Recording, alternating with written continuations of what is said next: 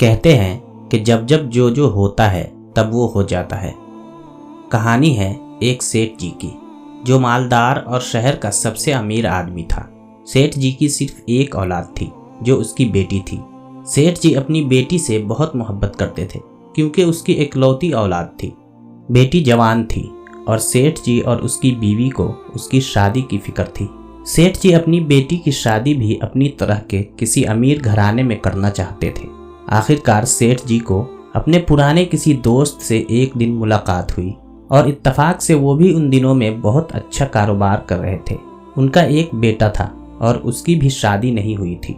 सेठ जी और उनके दोस्त बातचीत में मसरूफ थे। तभी सेठ जी के दोस्त का बेटा आ गया, जो काफी पढ़ा लिखा और अच्छे अखलाक का मालिक था। सेठ जी को अपने दोस्त का बेटा बेहद पसंद आया। यहीं से उन दोनों की शादी की बात चल निकली और कुछ ही माह के अंदर उन दोनों का निकाह हो गया। सेठ जी और उनकी बीवी काफी खुश थे, मगर अल्लाह को कुछ और ही मंजूर था। कुछ ही महीने गुजरे थे कि सेठ जी के दामाद का सारा कारोबार ठप हो गया। काफी नुकसान के बाद बिल आखिर वो सड़क पर आ गए।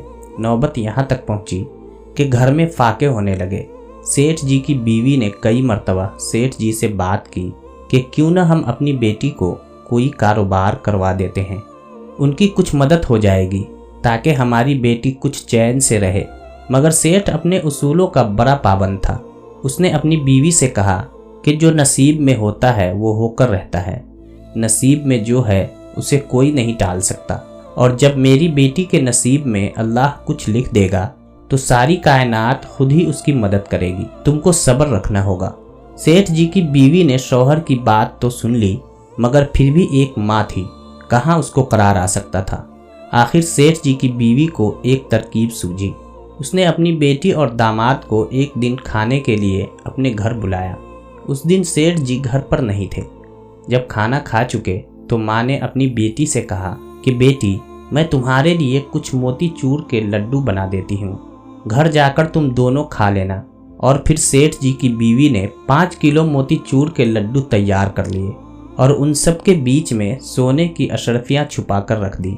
सेठ जी की बीवी का ख्याल था कि मेरा दामाद और मेरी बेटी जब घर जाकर इनको खाने के लिए खोलेंगे तो अशरफियाँ इनको मिल जाएंगी। इस तरह वो कोई कारोबार कर लेंगे और उनको कोई शर्मिंदगी भी नहीं होगी। यहाँ भी अल्लाह को कुछ और ही मंजूर था। दामाद और उसकी बेटी मोतीचूर के लड्डू उठाकर घर जाने लगे। रास्ते में शौहर ने बीवी से कहा कि 5 किलो का वज़न है, इतना वज़न कौन उठाएगा, और लड्डू की तो हमको ज़रूरत भी नहीं है। ऐसा करता हूँ कि लड्डू को हलवाई के हाथ फरोख्त कर देता हूँ, कुछ पैसे मिल जाएंगे तो उनसे घर के लिए कुछ खरीद लेंगे। बीवी ने भी शौहर के बात से इत्तफाक किया।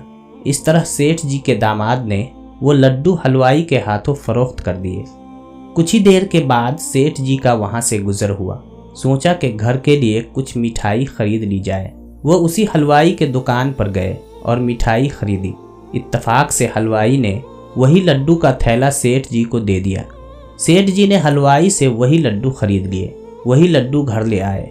सेठ जी की बीवी ने जब वही लड्डू देखे तो हैरान रह गई।